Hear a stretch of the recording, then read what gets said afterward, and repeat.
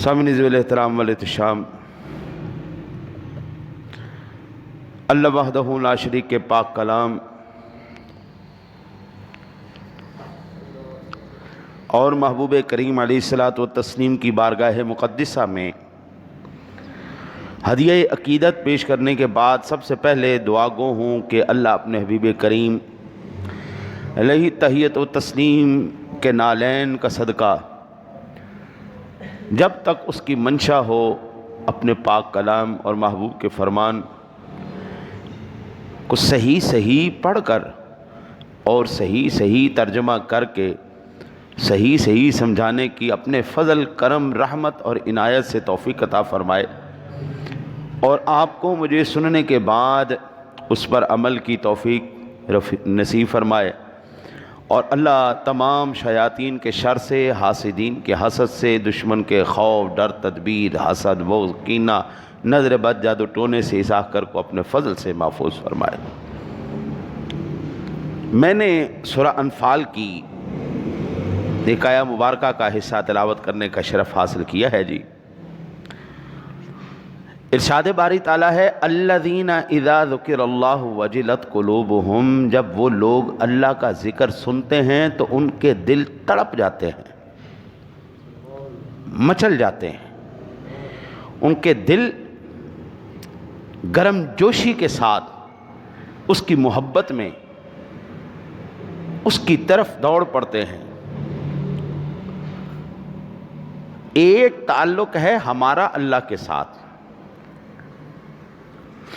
ایک تعلق ہے ہمارا رب کے ساتھ، ایک وہ تعلق ہے جو اللہ بیان کر رہا ہے بندے کے ساتھ۔ ایک تعلق ہمارا اللہ کے ساتھ ہے اور ایک اللہ ہمارا تعلق ہمارے ساتھ بیان فرما رہا ہے۔ یاد رکھیے اللہ کا بندے کے ساتھ تعلق کیسا کہ یا رب دل مسلم کو وہ زندہ تمنا دے جو قلب کو گرما دے، جو روح کو تڑپا دے، کہ اللہ سے گرم جوشی والی محبت اور اس سے ایک ایسا تعلق ہو پھر ہر دیکھنے والا کہے یہ اپنے رب کا دیوانہ ہے۔ یہ تعلق کیسے حاصل ہو سکتا ہے؟ ٹھیک ہے جی، سادہ لفظوں میں اس تعلق کو ہم کہتے ہیں ولایت، جو بندے کا اللہ کے ساتھ تعلق ہے اور پھر اللہ کا بندے کے ساتھ تعلق ہو جائے، اس دو طرفہ تعلق کو ہم کہتے ہیں ولایت۔ یہ کیسے حاصل ہو سکتا ہے؟ پہلی دو چیزیں۔ پہلی چیز کثرت ذکر، ہر وقت تیری زبان پر اللہ کا ذکر رہے، زبان تیری تر رہے۔ جب یہ بت، یہ مٹی کا بت، زبان تیری ذکر سے تر رہے گی تو جب یہ ظاہر پر اللہ کے اسماء گرامیہ اور اس کے کرم اور فضل کے انوار و تجلیات ظاہر ہوں گے، پھر اندر خود بخود یہ تاثیر پیدا کرتے چلے جائیں گے۔ مٹی کے پیالے کی ایک وہ صفت ہے، جو اندر ہوگا وہی باہر آئے گا۔ اندر گھی ہے تو باہر بھی گھی نکلے گا، اندر پانی ہے تو باہر بھی پانی نکلے گا۔ ذکر الہی سے زبان جب تر ہوگی پھر ہمارا ظاہر اور باطن اسی کی یاد اور اسی کی طرف مائل ہوتا چلا جائے گا۔ پہلی بات تو یہ ہو گئی۔ دوسری بات یہ، ہمیں نہیں پتا اللہ کا ولی کیسے بنتے ہیں، ہمیں نہیں پتا اس سے محبت کے تقاضے کیا ہیں، ہمیں نہیں پتا اس بات کا کہ ہم اس سے تعلق کیسے جوڑیں جس تعلق سے وہ راضی ہو جائے۔ تو اس کا آسان سا طریقہ یہ ہے کہ قریب جلتے ہوئے دل کے اپنا دل کر دے، یہ آگ لگتی نہیں لگائی جاتی ہے۔ جو اس راستے پہ پہلے چل رہا ہے اس کی صحبت میں بیٹھنا شروع کر دے، اللہ خود بخود تجھے وہ راستہ دکھا دے گا۔ سادہ لفظوں میں اللہ والوں کی صحبت میں بیٹھ جا، اللہ والوں کی صحبت میں بیٹھ جائے گا تو جس طرح اس ذات گرامی نے اپنے ان بندوں کے اوپر کرم فرمایا ہے، تیرے اوپر بھی کرم ہوتا چلا جائے گا۔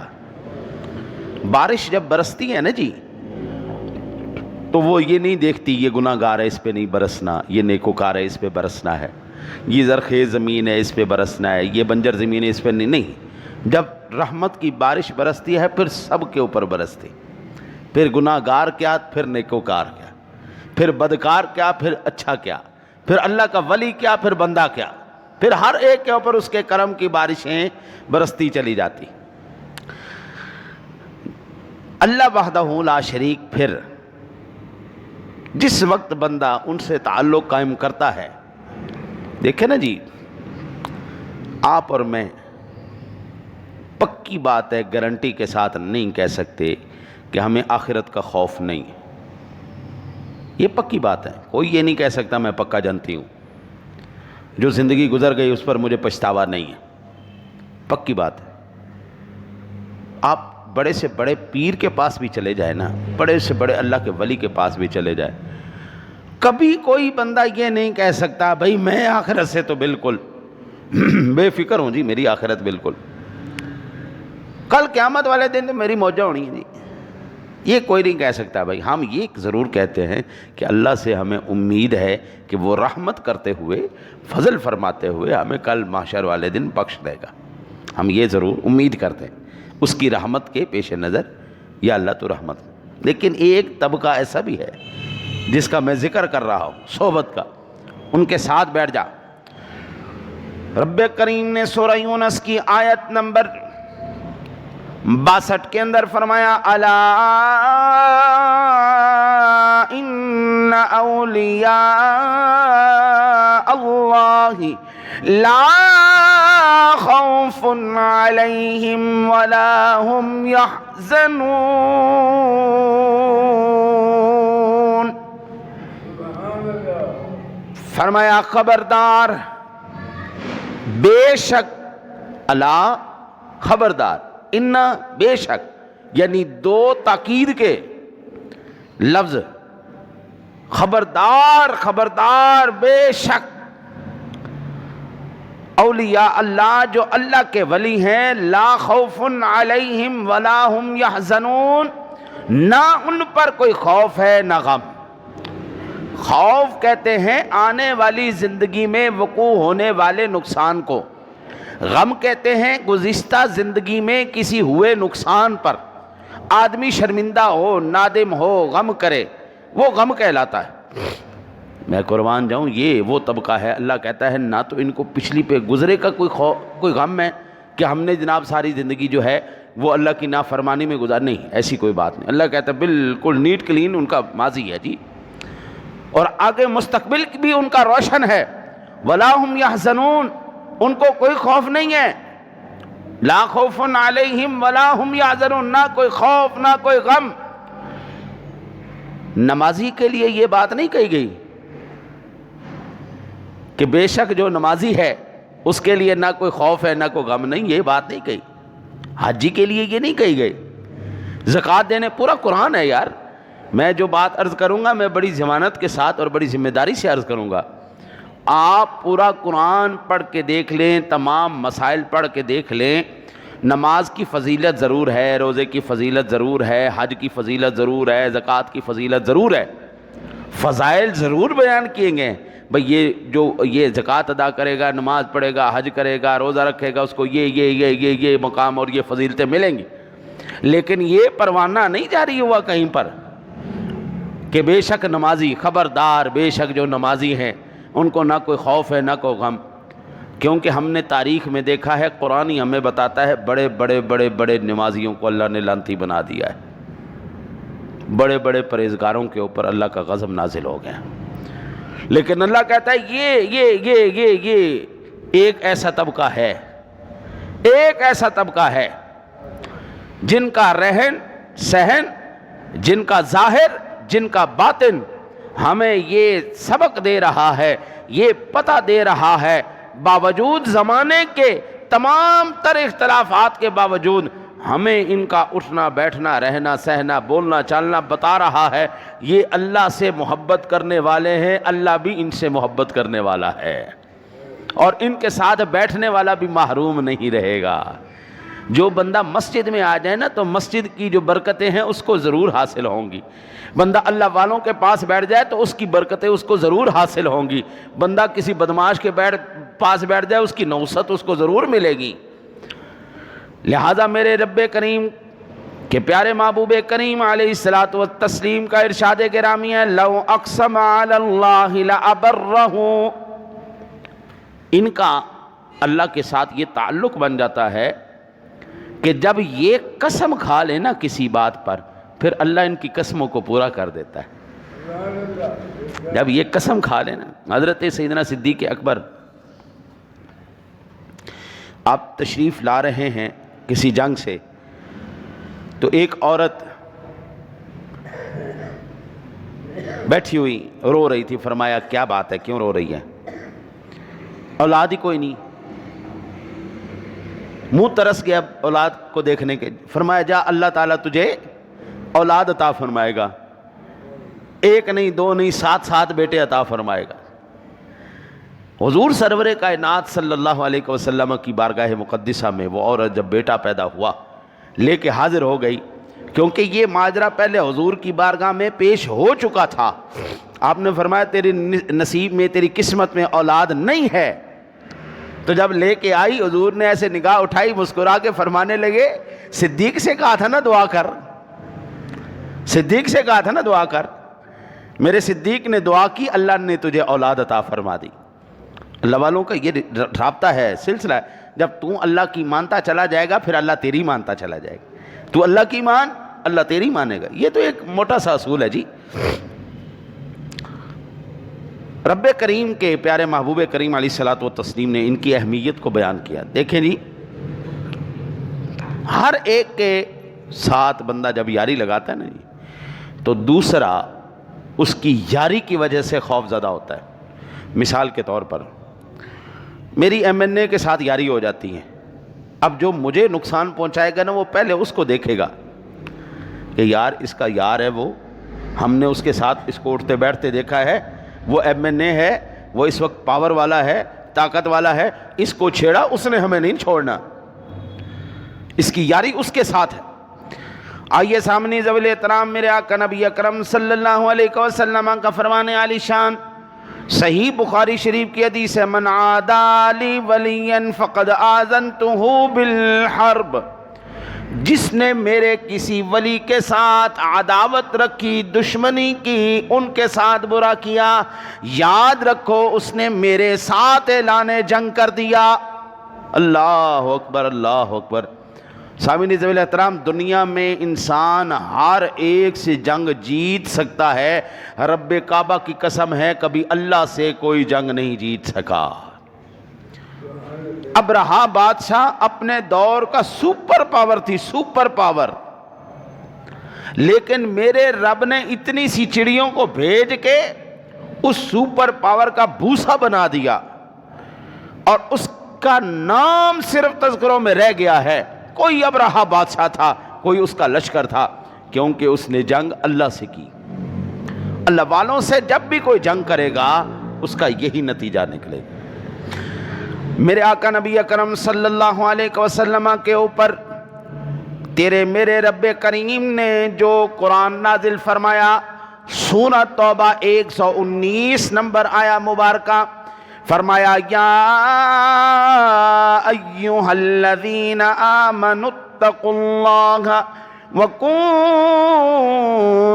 مَعَ الصَّادِقِينَ۔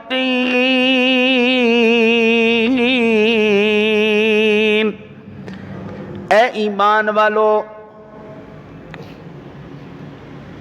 اللہ سے ڈرو، آمنوا اتقوا اللہ، اے ایمان والو اتقوا اللہ، اللہ سے ڈرو، وَكُونُوا مَعَ الصَّادِقِينَ، سچوں کے ساتھ ہو جاؤ، نیکوں کے ساتھ ہو جاؤ، اللہ والوں کے ساتھ ہو جاؤ۔ اور بابا میاں صاحب کیا کہتے ہیں کہ کیلوی لکڑاں دے سنگ رل کے تر دے، ہاں جی، کیل لوہا کبھی طرح نہیں کرتا، لیکن وہ ٹھک جائے لکڑی کے اندر ٹھک جائے کشتی کے اندر تو اللہ لوہے کو بھی ترا دیتا ہے. ہماری تمہاری کوئی اوقات نہیں، لیکن اللہ نیک بندوں کی صحبت کے صدقے اللہ تعالی ہمیں بھی انشاءاللہ بخشش کا پروانہ عطا فرما دے گا.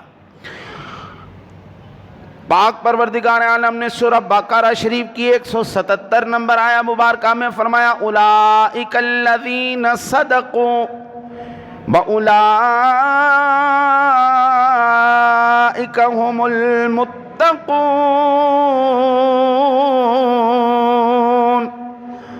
یہی لوگ سچے ہیں اور یہی تقوی والے ہیں. تقوی نام کس چیز کا ہے؟ کف نفس عن الہوا، یعنی اپنے نفس کو خواہشات نفس کا غلام بننے سے روکنا، یہ تقوی ہے. اللہ والوں کی ذات میں آپ یہی دیکھیں گے. اللہ اکبر. مولانا روم رحمۃ اللہ تعالی علیہ نے بڑی خوبصورت انداز میں اللہ والوں کی ایک صفت بیان کی ہے. مولانا روم رحمۃ اللہ تعالی علیہ فرماتے ہیں ہیچ آہن خود بخود تیغ نشد، ہیچ آدم خود بخود شیخ نشد، مولوی ہرگز نشد مولا روم، تا غلامی شمس تبریزی نشد. مولانا روم رحمت اللہ تعالی علیہ آپ گئے شمس تبریز رحمت اللہ تعالی علیہ کے پاس. تو مولانا روم کے پاس کتابوں کا ڈھیر تھا. ہمارے بزرگ پہلے کتابیں ساتھ لے کے چلا کرتے، جہاں پر جاتے تھے بالخصوص جو مناظرین علماء تھے، اور مولانا روم محقق بھی تھے، مناظر بھی تھے. کتابیں لے کے جا رہے تو مولانا شمس تبریز رحمت اللہ تعالی علیہ وہ تالاب کے کنارے بیٹھے ہوئے. تو آپ نے پوچھا کہ یہ کیا ہے، این چیز یہ کیا ہے کتابوں کو؟ فرمایا این آس کہ تو نہ میدانا، یہ وہ چیز ہے تو نہیں جانتا. کتابہ تھا تیرے نال کی تعلق. بعض مولویوں کو نا جی گھمنڈ ہوتا ہے اپنے علم کا، اور چالا چالا تینوں کی بتا، ایک غرور، تکبر، ایک انانیت کہ میں 4 حرف پڑھ گیا تھا بس، ایک تکبر ہوتا. کتابیں ہاتھ میں. فرمایا یہ چیز یہ کیا ہے؟ آس کہ تو نہ میدانا، یہ وہ ہے جو تو نہیں جانتا. آپ نے وہ کتابیں پکڑی، ساری تالاب میں پھینک دی.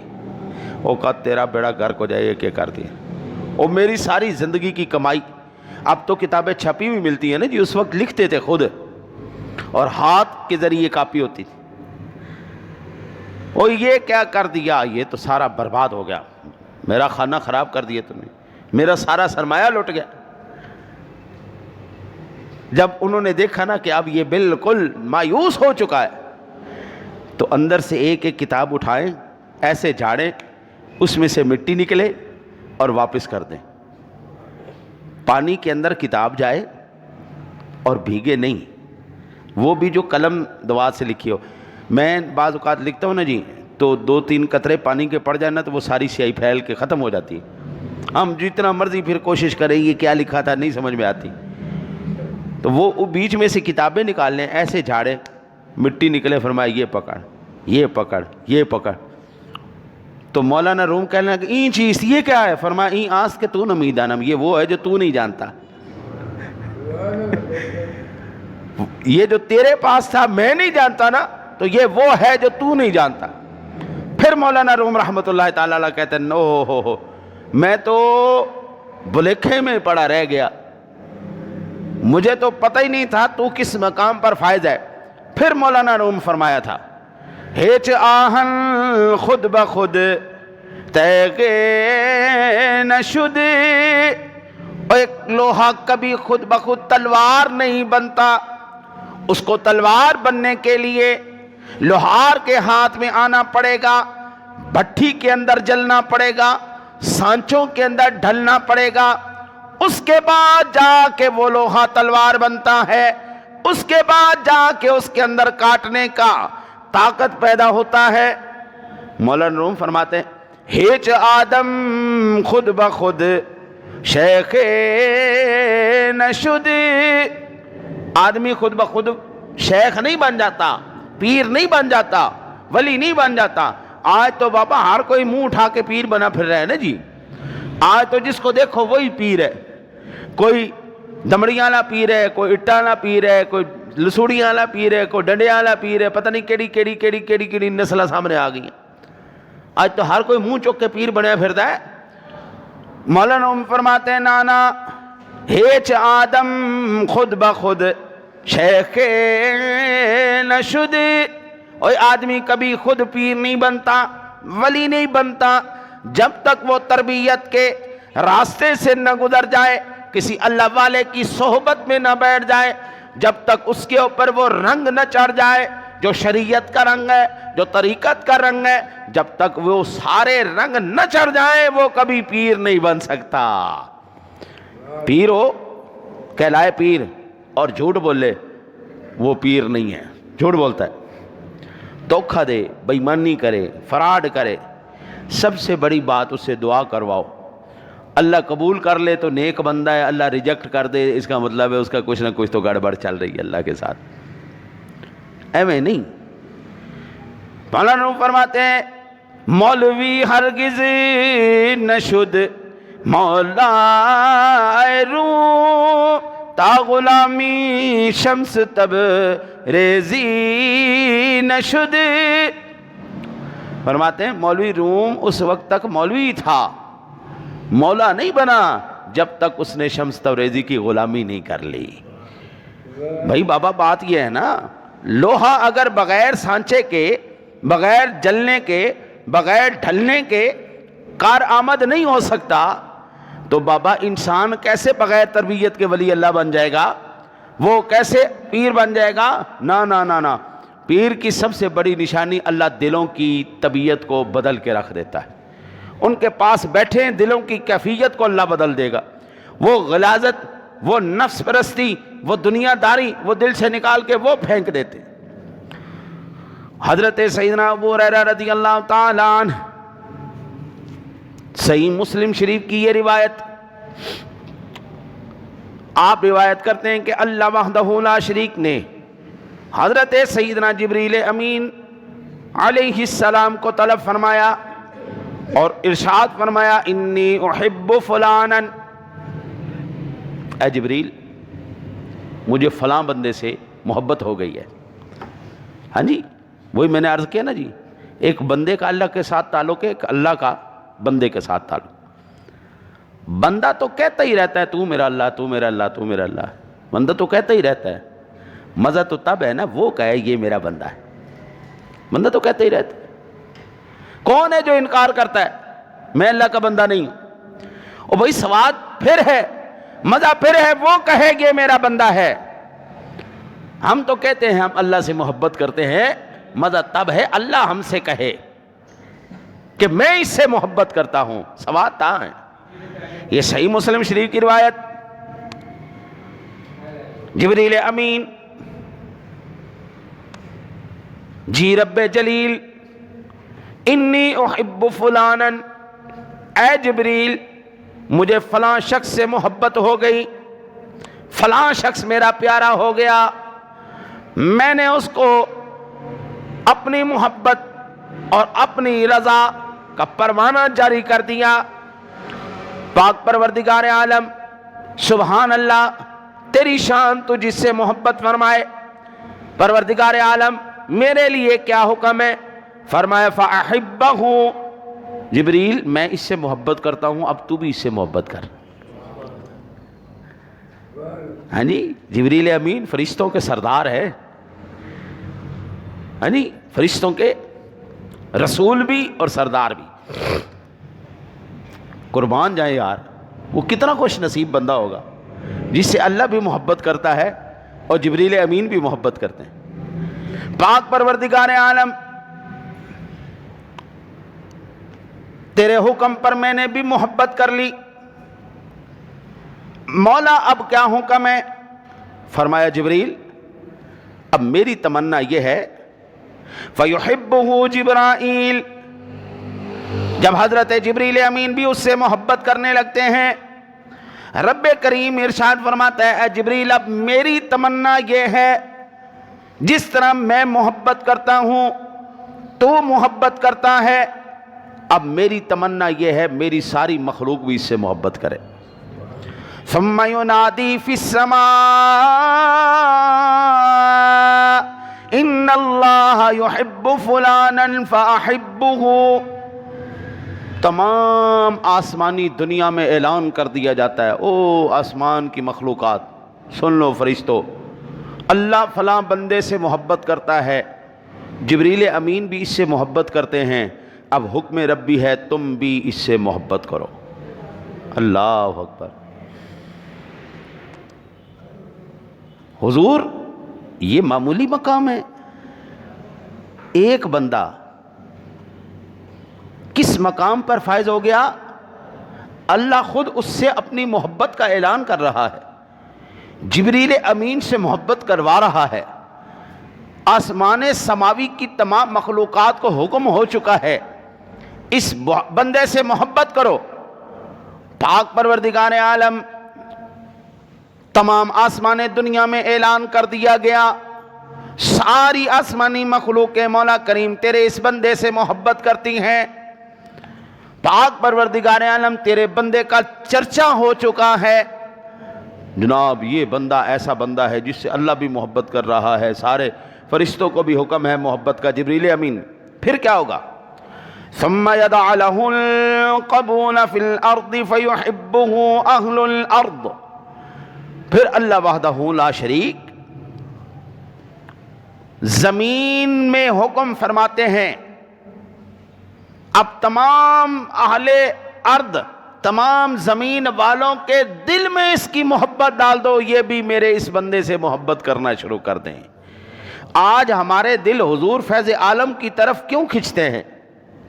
ہاں جی، ہم ایسے ہی نہیں کہتے گنج بخشے فیض عالم مظہر نور خدا نا کی سارا پیر کامل کامل آرا رہنما، یہ کس کا شعر ہے؟ یہ حضور خواجہ معین الدین خواجہ غریب النواز رحمت اللہ تعالی علیہ کا فرمان ہے۔ اور جب آپ نے فرمایا تھا گنج بخشے فیض ہر دو عالم، گنج بخشے فیض ہر دو عالم، یہ خزانے تقسیم کرنے والے ہیں دونوں جہانوں کے، ان کی صحبت میں آنے والا نہ اس جہان میں محروم رہتا ہے نہ اگلے جہان میں محروم رہتا ہے۔ خدا کی قسم جاؤ محکمہ اوقاف، یہ پچھلے دنوں میں نا جی ایک وہ کالم چھپا تھا، آرٹیکل چھپا تھا، جس میں محکمہ اوقاف کو صرف حضور سیدی فیض عالم رحمت اللہ تعالی علیہ کے دربار سے چندے کی مد میں کروڑوں روپے ماہانہ چندے کی مد میں ان کو وصول ہو رہے ہیں۔ آج سے تقریباً میں آپ کو عرض کروں 24 سے 25 سال پہلے میرے شیخ طریقت وہاں کے انچارج تھے اور ہماری نگرانی میں گلہ کشائی ہوتی تھی، اور یہ آج 25 سال پہلے کی میں بات کر رہا ہوں۔ اس وقت ایک ہفتے کا جو چندہ کلیکشن 4 سے 5 کروڑ روپیہ تھی، 4 سے 5 کروڑ روپیہ یہ ہفتے کی کلیکشن ہے۔ یعنی سادہ لفظوں میں یہ کہہ لیں کہ محکمہ اوقاف حضور داتا علی حجویری کے چندے پہ پل رہا ہے۔ اب مجھے ایک عرصہ ہو گیا بطور مہمان خطیب جاتے ہوئے، وہاں پر مہمانان گرامی کے لیے بہترین چھوٹے بکرے کا چھوٹے گوشت کا لنگر بنایا جاتا ہے، حلیم دلیم بنائی جاتی ہے، اس کے اندر چاول بنائے جاتے ہیں، میٹھا بھی اس کے اندر سارا کچھ، اور ان کو پھر زاد سفر بھی پیش کرتے ہیں۔ پورے پاکستان سے علماء آتے ہیں، وہ تمام کے تمام علماء کرام کے لیے پیران اعظام کے لیے کھانے کا بھی اہتمام ہے، ہر ایک چیز ان کی خدمت میں پیش کی جا رہی. وہ کہاں سے آ رہی؟ سارا کا سارا حضور فیض عالم کی بارگاہ سے پیش کیا. وہ چندے سے جو وصول ہو رہا ہے وہ سارا کا سارا وہاں سے پیش، پورا محکمہ اوقاف پل رہا ہے میرے فیض عالم کے جو ہے لنگر سے. اس لیے پیر خواجہ معین الدین خواجہ غریب النواز نے فرمایا تھا، گنج بخشے فیض عالم مظہر نور خدا، نا کسارا پیر کامل کامل آرا رہنما. اوے اگر کوئی ناقص آ جائے کامل بنا دیتے ہیں، کامل آ جائے اگلی منزلوں پہ چلا دیتے ہیں. دنیا بھی دیا، آخرت بھی دی. میں نے اپنی زندگی کی جو سب سے پہلے کتاب لکھی تھی نا جی، سب سے پہلی کتاب میں نے لکھی تھی شان غوث الورا اور دور حاضر کے پیروں فقیروں کے لیے لمحہ فکریہ. وہ میں نے ابتدا کی تھی حضور سیدی فیض عالم کے سر انور کی طرف بیٹھ کر، اور وہاں پر بیٹھ کے میں نے اس کو لکھا تھا. الحمدللہ پھر اس کی برکت سے لکھتے لکھتے لکھتے اب تک میں 15 کتابیں لکھ چکا ہوں. بے شمار میری جو ہے مضامین، تو آرٹیکل مضامین بے شمار پاکستان میں بھی بیرون پاکستان چھپ چکے. اس دنیا کے اندر بھی اللہ والے آپ کو محروم نہیں کرتے، اور آخرت میں بھی. تو یہ مسلم شریف کی حدیث پاک بتا رہی، جو ہمارے دل ان کی طرف کھینچے چلے جا رہے ہیں نا، یہ خود بخود نہیں کھینچے چلے جا رہے. حضور بابا فرید گنج شکر رحمت اللہ تعالی علیہ سے ہماری محبت، حضور خواجہ غریب النواز سے ہماری محبت، حضور فیض عالم سے ہماری محبت، حضور میاں میر رحمت اللہ تعالی علیہ سے ہماری محبت، اللہ والوں سے ہماری محبت. آج کون دنیا ہے جو تاجدار گولڑا کو نہیں جانتی، حضور پیر سیال کو نہیں جانتی؟ آج ہم ان سے محبتیں کرتے ہیں. اس کی وجہ کیا ہے؟ اس کی ایک ہی وجہ ہے کہ اللہ نے حکم فرما دیا، میری مخلوق کے دلوں میں ان کی محبت کو ڈال دو. اللہ نے حکم دیا، اے جبریل اس سے میں محبت کرتا ہوں، تو بھی کر، سماوی دنیا میں بھی اعلان کر دے. اب صرف سماوی دنیا نہیں، اب زمین والوں کے دلوں میں بھی ان کی محبت ڈال دے. میں وہ منظر نہ جی جس وقت آپ کو یاد ہوگا، یہ داتا صاحب رحمۃ اللہ تعالی علیہ کے ماضی قریب کے اندر بم دھماکہ ہوا تھا، اور اس بم دھماکے میں اتنا شدید بم دھماکہ ہوا کہ لوگوں کے اعضاء کے چیتھڑے اڑ گئے تھے، بوٹیاں بوٹیاں ہو گئی تھیں. شام کے ٹائم یہ دھماکہ ہوا، سحری کے ٹائم سارا دھل دھلا کے. تو اب یہ تصور کہ میں پھر اسپیشلی فجر کی نماز وہاں پڑھنے گیا تھا. میں نے کہا کوئی بھی نماز پڑھنے کے لیے نہیں ہوگا، بم دھماکے کی وجہ سے نا جی لوگ خوف زدہ ہو جائیں گے. لیکن خدا کی قسم جتنا پہلے مجمع ہوتا تھا اس سے ڈبل مجمع وہاں پہ موجود تھا. میں نا آج سے 25 28 سال 30 سال پہلے کی بات ہے، ہم گئے تھے گلشن اقبال. گلشن اقبال یہ ادھر علامہ اقبال ٹاؤن سے تھوڑا سا آگے ایک پارک ہے، وہاں پہ ہم گئے تو ہمیں ٹکٹ لے کے اندر جانا پڑا تھا. ٹکٹ لے کے جانا پڑا. پھر میرے ساتھیوں نے مجھے کہا کہ چلیں مفتی صاحب آپ کو لے کے چلیں. میں کو 22 سال بعد پھر میں گیا، تھوڑا عرصہ پہلے. نہ کوئی وہاں پہ گارڈ تھا، نہ کوئی ٹکٹ تھی، دروازے کھلے ہوئے تھے، جو مرضی آ رہا ہے جا رہا ہے، کوئی رونق شونق تھی کوئی نہیں. وہاں پہ اس وقت عالم یہ تھا کہ مخلوق ایسے داخل ہو رہی تھی کہ اتنا زبردست رش تھا، پیر کے اوپر پیر چڑھے ہوئے تھے، اتنی خلقت. وہاں پہ بم دھماکہ ہوا، سب کھلی ولی ہو گیا، سب ختم ہو گیا. اگر یہاں پر دھماکے ہوں اور جگہ ساری ویران پڑ جائیں، وہاں پر بھی دھماکہ ہوا، وہاں پر بھی دھماکہ ہوا، لیکن خدا کی قسم بجائے اس کے کہ وہاں سے دنیا دوڑ جاتی، دنیا وہاں پر ڈبل ہو گئی. اس کی وجہ یہ تھی کہ یہ آسمانی حکم تھا، زمینی معاملہ نہیں تھا. آپ اگر جائیں نا جی انارکلی میں، تو وہاں پر ایک دربار ہے قطب الدین ایبک کا. میں نے اس کو دیکھا ہوا ہے آج سے 35 سال پہلے نا جی. وہاں پہ کتے گھومتے ہوتے تھے، پیشاب کرتے تھے اس کی قبر کے گرد، اور چرسی بیٹھ کے چرس بھنگ اور تاشی کھیلتے تھے. پھر محکمہ آثار قدیمہ والوں کو شرم آئی کہ یہ وہ بندہ ہے جس نے ہندوستان پاک و ہند پہ حکومت کی ہے، کم از کم اتنا حیا تو کرو نا، اس کی اچھا سا کو مقبرہ تو بنا دو۔ انارکلی اور حضور داتا صاحب رحمۃ اللہ تعالیٰ علیہ کے درمیان اتنا زیادہ فاصلہ نہیں ہے، تھوڑا سا فاصلہ، ایویں 5 منٹ کے اندر بندہ ادھر پہنچ جاتا ہے۔ آپ ابھی چلے جائیں، جمعہ پڑھیں، جمعہ پڑھ کے جا کے قطب الدین ایبک کے دربار کو بھی دیکھ لینا اور اس فقیر کے دربار کو بھی دیکھ لینا، وہاں پر بھی دیکھ لینا کیا منظر ہے، یہاں پر بھی دیکھ لینا منظر کیا ہے۔ اللہ نے بادشاہوں کی محبت کو دلوں میں نہیں ڈالا، اللہ نے اللہ والوں کی محبت کو دلوں میں ڈالا ہے۔ یار مجھے نا جی ایک ساتھی کہنے لگے کہ یہ جو دربار ہے نا جی داتا صاحب رحمۃ اللہ تعالیٰ علیہ کا، یہ دربار ان کا اصل دربار نہیں ہے، ان کا دربار بادشاہی مسجد میں ہے۔ شک ڈالنا ہے نا جی۔ میں نے کہا واہ جی واہ، بڑی آپ کی تحقیق ہے ماشاءاللہ، آپ کو یہ کیسے پتہ چل گیا کہ جی وہاں پہ ایک دربار ہے جی، وہ دربار اصل داتا دربار ہے؟ میں نے کہا یار حضور سیدی فیض عالم رحمۃ اللہ تعالی علیہ کو تقریباً 978 سال گزر گئے، 978 سال میں ایک واحد تو بندہ ہے جو دعویٰ کر رہا ہے۔ اس دورانیے کے اندر آثار قدیمہ والے بھی آئے، اس دورانیے کے اندر پڑھے لکھے بھی آئے، اس دورانیے کے اندر تحقیق کرنے والے بھی آئے، اس دورانیے کے اندر ہر مکتبہ فکر، ہر شعبہ زندگی سے تعلق رکھنے والے لوگ بھی آئے، وکیل بھی آئے، جج بھی آئے، ڈاکٹر بھی آئے، تمام کے تمام مکتبہ فکر سے تعلق رکھنے والے آئے۔ سارے کے سارے بے وقوف تھے، ان کو نہیں پتہ چلا حضور کا دربار کہاں پہ ہے، اور تجھے پتہ چل گیا۔ شک پیدا کر دو، شک پیدا کر دیا۔ اوے اللہ کے ولی، میرے شیخ طریقت حضور سیدی محدث اعظم پاکستان رحمۃ اللہ تعالی علیہ، میں اپنی ان کی بات سے پہلے میں آپ کو مولانا اشرف علی تھانوی کی بات سناؤں۔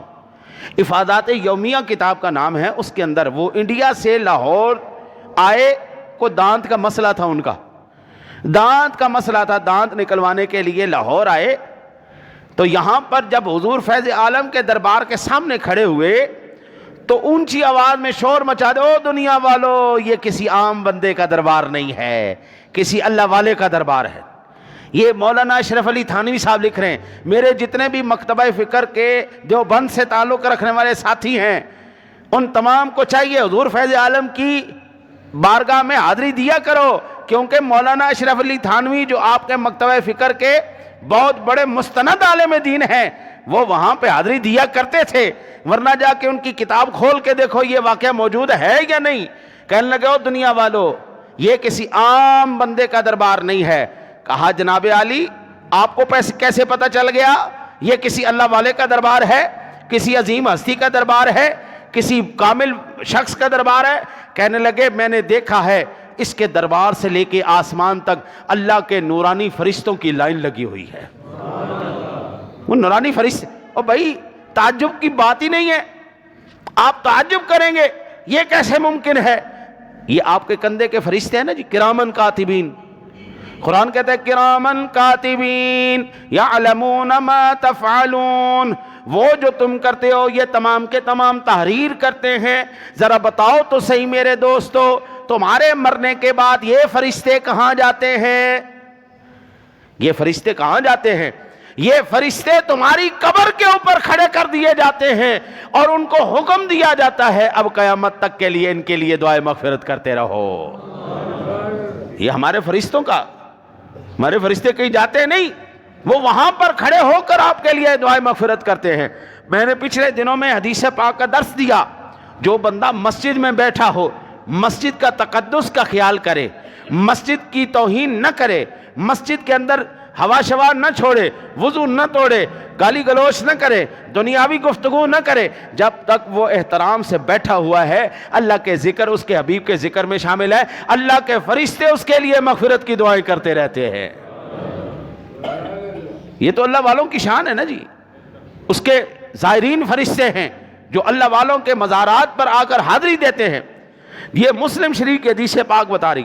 لو ایک آخری واقعہ سماعت فرمائے، حضرت جنید بغدادی رحمۃ اللہ تعالیٰ علیہ کا واقعہ لکھا ہے حضور سیدی فیض عالم رحمۃ اللہ تعالیٰ علیہ نے۔ اب چونکہ ان کا تذکرہ چل گیا ہے تو اسی کا میں عرض کرتا ہوں۔ کشف المحجوب شریف، خواجہ نظام الدین محبوب اولیاء رحمۃ اللہ تعالی علیہ فرماتے ہیں کہ اگر کسی بندے کو کامل مرشد نہ ملے، ہاں جی، آج مرشد ڈھونڈنا بھی تو مشکل بات ہے نا جی، اللہ والا متقی پرہیزگار جو ہمارے، میں نے نا اپنی زندگی میں یہ دیکھا، آپ سیدھی بات کریں نا لوگ آپ کو پسند نہیں کرتے. میں جس بھی محفل نعت پہ گیا ہوں، محفل میلاد پہ گیا ہوں نا، میں نے ڈھولکی نہیں بجنے دی. اس کو کہتے ہیں دف، جھوٹ بولتے ہیں، یہ دف نہیں ہے، ڈھولکی ہے. میں نے دف نہیں بجنے دی. 2 ڈھولکیاں میں نے پھاڑ دی تھیں، غصے میں آ کے میں نے پھاڑ دی تھی، میں نہیں بجنے دیتا. خدا کی قسم، اللہ اور اس کے رسول کا ذکر کسی ساز کا محتاج ہی نہیں ہے. وہ از خود ایسا ساز ہے، جب تیرے اندر بج جائے نا، رب کعبہ کی قسم ہے، پھر کائنات میں کچھ اور کسی ساز کی ضرورت ہی نہیں، کسی سوز کی ضرورت ہی نہیں. میرے رب کا نام محتاج نہیں ہے، میرے نبی کا نام محتاج نہیں ہے. اچھا جی، حضور سیدی فیض عالم کشف المحجوب کے اندر لکھتے ہیں، حضرت جنید بغدادی رحمۃ اللہ تعالی علیہ کا مرید، وہ 4 دن تسبیح پھیر لو نا جی، تو بس وہ بندہ کہتا ہے بس میرے سے بڑا متقی ہے ہی کوئی نہیں جی، میں سب سے بڑا اللہ کا ولی ہوں، متقی پرہیزگار ہوں. پھر وہ کہتے ہیں جی ہم تو پیروں سے بھی آگے نکل گئے، اللہ والوں سے بھی آگے نکل گئے. تو کہنے لگے کہ جنید بغدادی رحمۃ اللہ تعالیٰ علیہ کے مرید نے اپنے ساتھیوں میں ذکر کیا، اب مجھے پیر کی ضرورت نہیں ہے، کیونکہ میں اب ہر روز رات کو جنت میں وقت گزارتا ہوں. ہاں جی، لوگ عجیب عجیب دعوے کرتے نہیں. ایک پیر صاحب میرے محلے کے اندر رہتے تھے، میں نے ان سے پیغام بھجوایا کہ پیر صاحب سے کہو نماز پڑھا کریں. تو کہنے لگے ہم نماز یہاں نہیں پڑھتے، ہم تو مکے میں نماز پڑھ کے آتے، ہم مدینے میں نماز پڑھتے. تو میں نے پھر دوبارہ پیغام بھجوایا، میں نے حضور پھر روٹی بھی وہیں سے کھا لیا کرو، مکے کی روٹی افضل ہے، مدینے کی روٹی افضل ہے، پاکستان کی افضل کوئی نہیں. بھئی مدینے کے اندر خدا کی قسم اللہ کی برکتیں ہے یا نہیں ہے؟ آب زمزم افضل ہے یا نہیں ہے؟ آب زمزم کائنات کے پانیوں کا مقابلہ کر سکتا ہے؟ سوال ہی پیدا نہیں. آب زمزم سب سے، وہیں سے پانی پیا کرو نا. بھئی عجیب تماشا لگایا ہوا ہے. بھئی نماز ہم وہاں پہ پڑھتے ہیں، روٹی ہم یہاں پہ کھاتے ہیں، نظرنے پھر وہیں سے لیا کرو نا. اللہ کے بارگاہ میں اس کے خزانوں میں کوئی کمی ہے؟ اس سے کون دے تمہیں؟ کیوں نہیں دیتے؟ ڈرامے لائے اتنے نمازیں پڑھنی ہے. جو نماز نہ پڑھے، جو شریعت کی پاسداری نہ کرے، وہ بندہ کبھی اللہ کا ولی یا پیر نہیں ہو سکے. حضرت جنید بغدادی رحمۃ اللہ تعالی علیہ کو یہ بات پتہ چل گئی کہ میرا مرید کہتا ہے کہ میں ہر روز رات کو جنت میں ہوتا ہوں اور مجھے اب کسی پیر کی رہنما کی ضرورت نہیں ہے. حضور داتا صاحب رحمۃ اللہ تعالی علیہ فرماتے ہیں کہ حضرت جنید بغدادی رحمۃ اللہ تعالی علیہ نے ان اپنے ساتھیوں سے کہا، اپنے مریدوں سے کہا کہ اس کو کہنا آج رات جب تو جنت میں بیٹھا ہوگا نا، تو وہاں پر صرف 1 مرتبہ پڑھنے لینا لا حول ولا قوت الا باللہ العلی العظیم، یہ پڑھ لینا. وہ کہتا ٹھیک ہے، ایسی کون سی بات ہے، میں پڑھ لوں گا. رات کو جب وہ جنت میں بیٹھا ہوا ہے، اس کو یاد آیا کہ پیر صاحب نے کہا تھا کہ لا حول ولا قوت الا باللہ پڑھ لینا. تو کہنے لگا جس وقت جنت میں بیٹھا جنت کے پھل کھا رہا ہے، جنت کی نعمتیں کھا رہا ہے، پیر صاحب کا فرمان یاد آیا، میں نے فوراً پڑھا لا حول ولا قوت الا باللہ العلی العظیم. وہ سارا جنت کا نظارہ ختم ہو گیا، آنکھ کھل گئی. میں کیا دیکھتا ہوں؟ روڑی کے اوپر بیٹھا گند کو کھا رہا ہوں. یہ کشف المحجوب شریف کے اندر موجود ہے. مانی یہ ہوا شیطان ایسا ورغلا کے لے جاتا ہے، گند میں بھی بٹھاتا ہے، روڑی میں بٹھا کے گند بھی کھلوائے گا، حرام بھی کھلوائے گا، سود بھی کھلوائے گا، سارا کچھ کھلوانے کے بعد وہ تجھے کہے گا تو بڑا اللہ کا پہنچا ہوا بندہ ہے. یار پیری مریدی کا صورت حال تھی ماں باپ کی طرح، پیر کی ذمہ داری تھی باپ کی طرح کہ جو تیرا بچہ کمزور ہے نا، جو تیرے اچھے بچے ہیں، پاورفل بچے ہیں، پیسے والے بچے، ان سے پیسہ لے، ان کو دے. اور پیر اب تو یہ ہوتا ہے جیسا پیر بنتا جاتا ہے اس کے بھوکیں بھی ختم ہو جاتی ہیں. سوشل میڈیا دے ہوتے ایک نکا پیر نکلے سی تھوڑے دن پہلے، بھوک نال مردے پیسن، نکے پیر کا ڈرامہ انہوں نے رچایا. لو جی ان کے اندر ٹوڈیاں بھی آ گئی، ان کے مکان بھی بن گئے، سارا کچھ بن گیا. جو بھوکا مرتا ہے وہ پیر بن جاتا ہے. اور ماں باپ کی طرح تھے، کمزور بچوں کو، جو طاقتور بچے ہیں، کمانے والے بچے ہیں، ان سے لے کے کمزوروں کو دے. ادھر پیر بن دین، ادھر جناب لینڈ کروزر آ جاندی، ادھر پیر بن دین، انہاں دی زمیناں بن جاندیاں، مرید اوتھے دے اوتھے. ڈاکٹر علامہ اقبال، کیا بات ہے، ایک پیر ملنے کے لیے آئے. اقبال تھا. تو اقبال کے پاس جب پیر ملنے کے لیے آیا تو مرید کو پتہ چلا کہ میرا جو ہے پیر آ رہا ہے. وہ بھی ملنے کے لیے آ گیا. اقبال بھی بیٹھا ہوا, پیر بھی بیٹھا ہوا ہے. مرید نے اس وقت 10 روپے, بڑی 10 روپے کی بڑی ویلیو تھی, 10 روپے اپنے پیر کو دیے اور کہا پیر صاحب دعا کریں 100 روپے کا قرض ہے سر پہ, 100 روپے کا قرض ہے سر پہ, اللہ اتار دے. اقبال مسکرا پڑے. پیر بھی بڑی شے ہوندے نے, دیکھ لیندے سانو کیڑا اعتراض کر رہا ہے کیڑا. وہ بندہ چلا گیا تو پیر نے کہا آپ کیوں مسکرائے, کیوں مسکرائے؟ کہا میں اس لیے مسکرایا ہوں جب وہ آیا تھا 100 روپے کا مقروض تھا, اب وہ جب گیا 110 روپے کا مقروض ہو گیا. بھائی جو پہلے ہی 100 روپے کا مقروض ہے وہ 10 روپے تمہیں دے رہا ہے, وہ کہیں سے قرضہ اٹھا کے دے رہا ہے نا. وہ تیرے پاس آیا اس لیے تھا پیر جی کو مہربانی کرو, کو مشکل آسان کرو, بجائے اس کے کہ تو اس کو اپنی جیب سے نکال کے دیتا یا اس کے لیے قرضے کا اتارنے کا کوئی سبب کرتا, تو نے اس کو اور مقروض کر دیا. ایسے ہی ہوتا ہے. میں آپ کو بتاتا ہوں میرے مرشد خانے کی, یہ 3-4 دن پہلے 5 اکتوبر کو پروگرام ہوا ہے. فیصل آباد سے میرے پیر صاحب کے صاحبزادے آئے ہیں, اپنی گاڑی پہ آئے ہیں. ہمارے پروگرام میں بجائے اس کے کہ ہم ان کو پیسہ پیش کرتے, پیر فیر رسول قادری رضوی دامت برکاتہم القدسیہ اپنی جیب سے 5000 روپیہ مدرسے کے لیے پیش کر کے گئے. یہ ہوتا پیر. میں جب بھی اپنے پیر خانے گیا ہوں, جب تک میرے مرشد حیات تھے, انہوں نے کبھی مجھے خالی ہاتھ نہیں لوٹنے دیا. یہ پیری مریدی ہوتی ہے. میرے پیر صاحب نے ایک بات میرے ساتھ وعدہ کیا تھا, جب تک تو نماز پڑھتا رہے گا, سنی عقیدے پہ قائم رہے گا, تیری میری مریدی پیری قائم رہے گی. جیسے ہی تو ہٹا ان عقائد سے, نہ میں تیرا پیر نہ تو میرا مرید. یہ پیری مریدی ہوتی ہے. اللہ سے دعا ہے اللہ آپ کو مجھے عمل کی توفیق عطا فرمائے.